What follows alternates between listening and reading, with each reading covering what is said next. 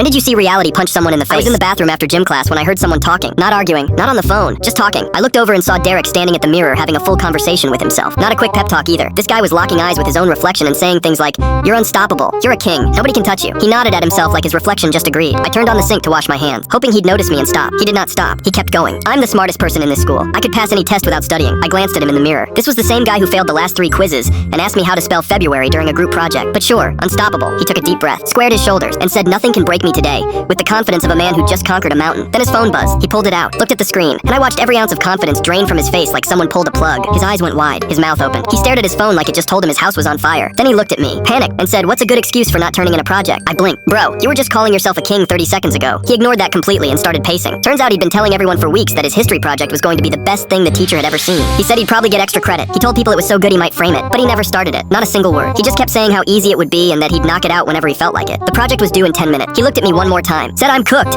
and sprinted out of the bathroom so fast he left his backpack on the floor. I finished washing my hands in peace. Later that day I heard he walked into class, handed the teacher a single piece of paper, and left without saying anything. The paper said the history of America, it happened. That was it. No explanation, no details, just those 5 words and his name at the top. The teacher gave him a 0 on the spot. His parents got called. He failed the class and got benched from the basketball team because of it. I saw him a week later in the hallway and he wouldn't even look at mirrors anymore.